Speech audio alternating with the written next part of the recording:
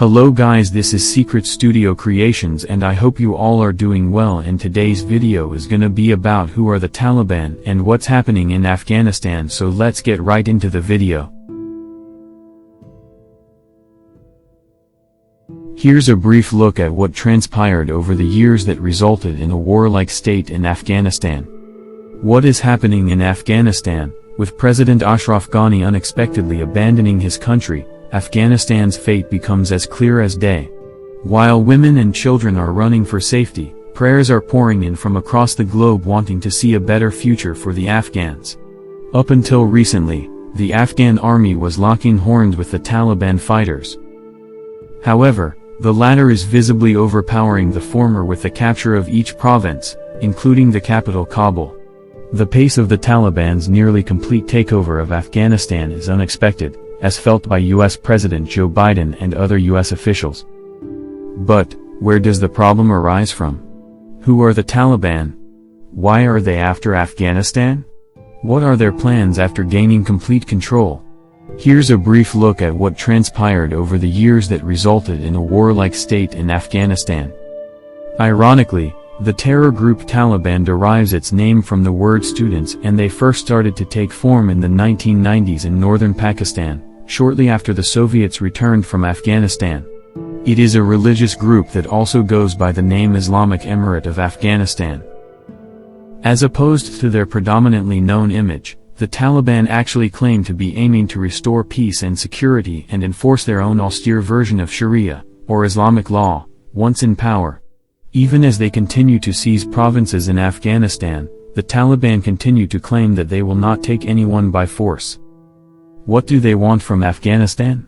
This is not the first time Afghanistan is terrorized by the Taliban. Several pieces of literature are proof that Afghans continue to tell the story of the aftermath caused by the Taliban back in 1996, when they captured the Afghan capital, Kabul, overthrowing the regime of President Burhanuddin Rabbani. Taliban also introduced or supported punishments in line with their strict interpretation of Sharia law, such as public executions of convicted murderers and adulterers, and amputations for those found guilty of theft. Men were required to grow beards and women had to wear the all-covering burqa.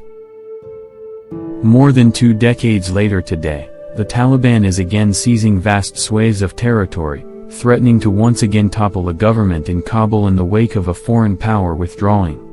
However, in many cases, the Taliban have been able to take over major cities without a fight, as government forces surrendered to avoid civilian casualties. How is the US a part of all this?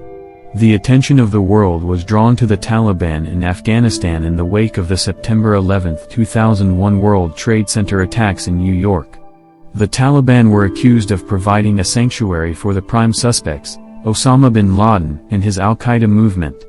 Naturally, America and the terror group never saw eye to eye. This changed in 2018, when the US and Taliban actually signed a peace deal, and signed one again in February last year. However, the Taliban have continued to kill Afghan security forces and civilians in 2021. Despite grave concerns from Afghan officials over the government's vulnerability to the Taliban without international support, the new US President, Joe Biden, announced in April 2021 that all American forces would leave the country by 11 September, 2 decades to the day since the felling of the World Trade Center. That's all for today. We'll pray for people in Afghanistan to be safe. Subscribe our channel for more videos like this. Goodbye.